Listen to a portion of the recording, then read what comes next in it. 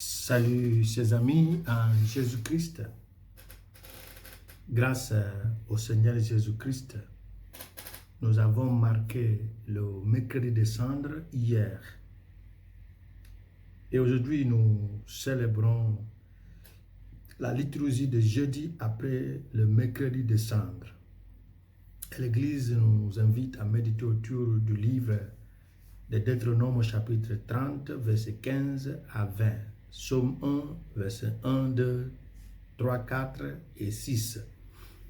Et l'évangile selon ce Luc au chapitre 9, verset 22 à 25. Suite à cette lecture, nous avons choisi le thème « Le grand choix ». Le grand choix. Selon Denis Whitley, il dit il y a deux choix principaux dans la vie. Accepter les conditions telles qu'elles existent ou accepter la responsabilité de les changer. Je reprends. Denis Whitley nous dit qu'il y a deux choix principaux dans la vie. Premier choix, c'est d'accepter les conditions telles qu'elles existent. 2. Accepter la responsabilité de les changer. Soit vous subissez, quelles que soient les conditions. Soit vous changez les conditions en étant prêt à accepter, assumer les responsabilités. Le grand choix. Le don du carême est une occasion que l'Église nous donne pour revoir notre position face à Dieu. Dans l'Évangile, Jésus nous invite à porter notre croix et à le suivre à sa suite.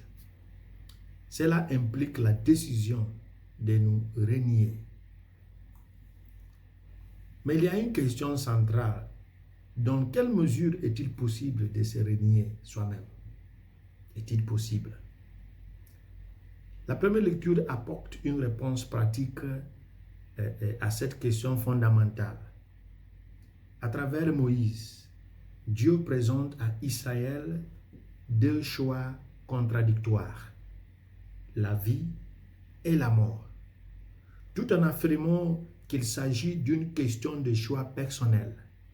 Il tente de mettre en garde contre les conséquences du choix de la mort, même si il nous donne les options entre la mort et la vie.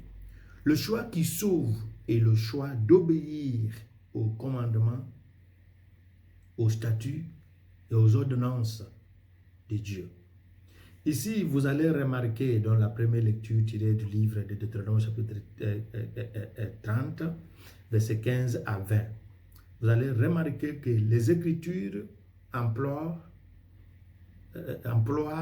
trois mots différents pour parler de ce que Dieu attend de nous lorsque nous décidons de vivre. Et nous allons voir s'il y a des similitudes où ils sont des mots différents, fondamentalement différents. Il y a un statut, il y a une ordonnance, il y a un commandement.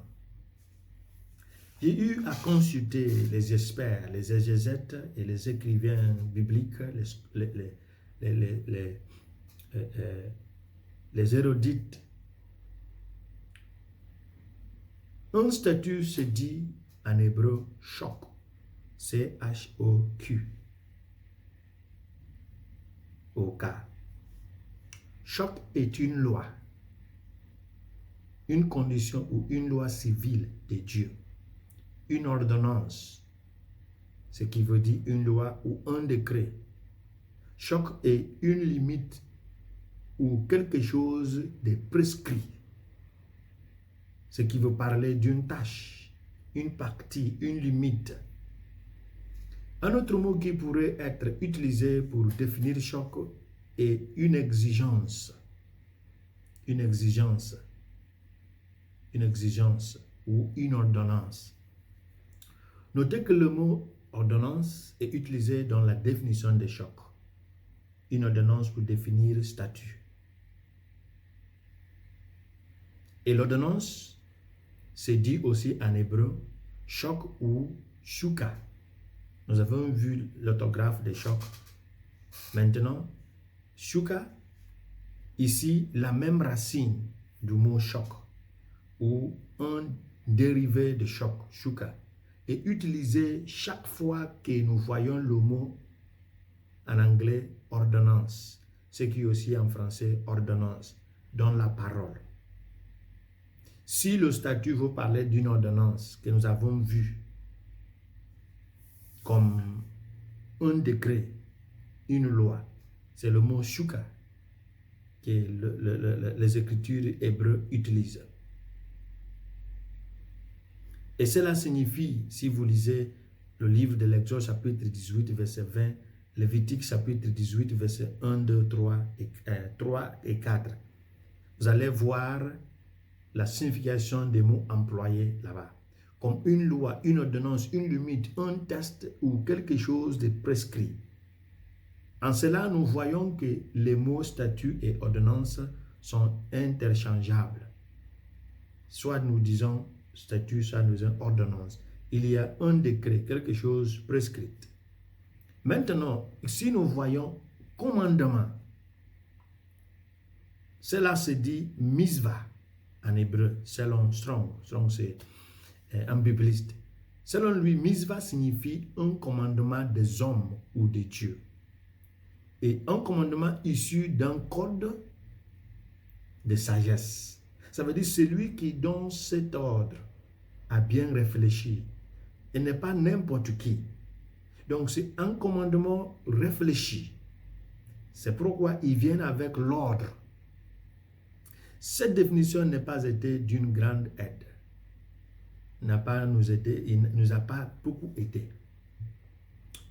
Nous l'avons donc ramené à la racine du mot, nous dit Strong, comme c'est un ordre.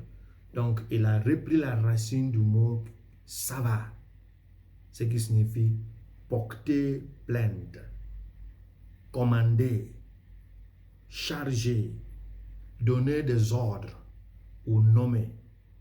Et cela apporte, selon lui, plus de clarté sur ce qui serait un commandement. C'est un ordre de faire quelque chose ou une charge qui nous est donnée de veiller et de respecter. Et c'est cette définition qui nous aide à comprendre la première lecture. Dieu donne une charge. Il nous met en garde de veiller et de respecter. Maintenant, nous avons découvert que les statuts, les ordonnances sont essentiellement les mêmes choses. Ce sont des décrets, des exigences, des ordonnances, des limites fixées par Dieu le Créateur. Le jugement nous indique quoi faire dans une situation donnée. Et les commandements sont des ordres ou des accusations qui doivent être suivies. Alors que le but du choix judicieux, des choix réfléchis, de respecter les commandements, des statuts, des ordonnances, selon la première lecture, que Dieu nous a donné, c'est de pouvoir entrer dans la terre promise. En la terre promise. Ça, c'est l'objectif, le but définitif, le but final.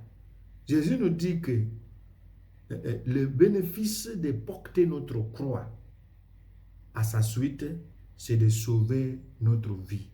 Et cette rédemption s'appelle le salut. C'est pourquoi, comme Israël désirait la terre promise, nous désirons maintenant la terre promise céleste. De ce qui précède, nous pouvons maintenant comprendre que porter sa croix implique une vie d'obéissance à Dieu.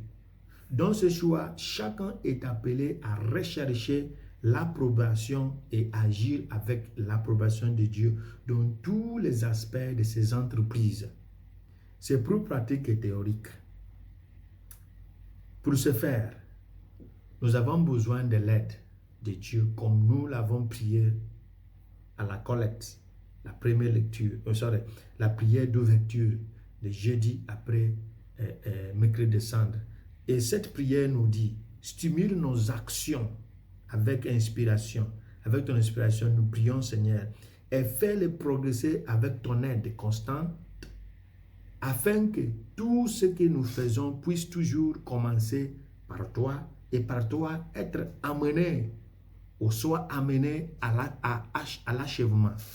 Ça veut dire sans Dieu, nous ne pouvons rien faire. Parce que tout ce que nous allons entreprendre doit commencer de lui et achever avec lui et par lui. Et c'est pourquoi nous voulons terminer avec un extrait tiré des œuvres d'Aristote lorsqu'il disait « L'excellence n'est jamais un accident. C'est toujours le résultat d'une intention élevée, d'un effort sincère et d'une exécution intelligente. Cela représente le choix judicieux parmi de nombreuses alternatives.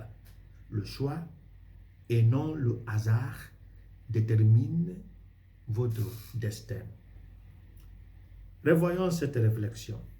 L'excellence n'est jamais un accident. C'est toujours le résultat d'une intention élevée, d'un effort sincère et d'une exécution intelligente. Cela représente le choix judicieux parmi de nombreuses alternatives. Le choix et non le hasard détermine votre destin. Que Dieu nous bénisse, le Père, Fils et le Saint-Esprit. Amen.